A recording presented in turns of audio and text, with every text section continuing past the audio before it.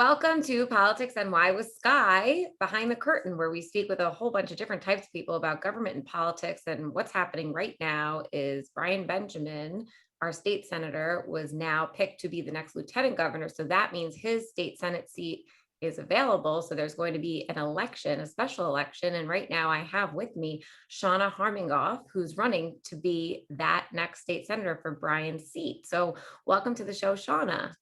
Thank you so much, Skye, for having me. I've watched your show, so I'm excited to be on. Thanks for being here. I'm glad you're a fan of the show. So tell us a little bit about your background for people who don't know you and what would make you the best candidate for that seat. So I'm a native New Yorker and born and raised in Harlem, and then eventually moved to South Carolina, went to college, got married, had a family, and I'm back in Harlem, been back now for about 6 years. I am very passionate about community service. I can remember growing up and my mom would have me and my siblings volunteering at different organizations, basically handing out food, clothing, and toys. And it was that love for community service and giving back is what made me want to be in politics. I didn't really know how to get into it. And so I just kind of was at the right place at the right time. And I joined the board of directors where I was living, ended up getting the highest amount of votes where I lived. And one of the politicians came in one day and was advocating on for one of the shareholders. And I wanted to introduce myself to him. And he said, I know you, you're the young lawyer on the board.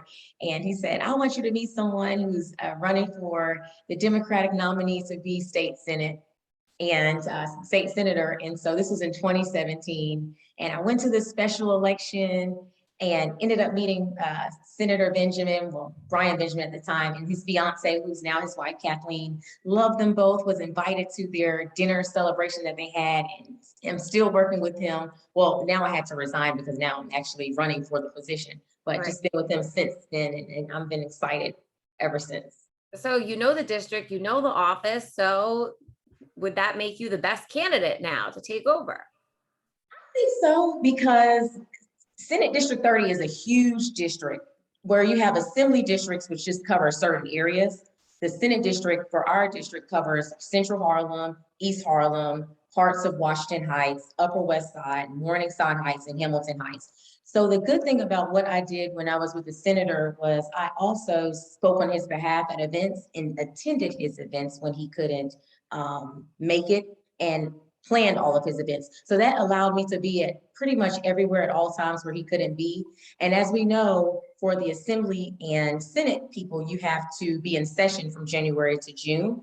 And so while he was away, I was able to go to all of these fun events and meet people. And the real role of the state Senate is to basically legislate.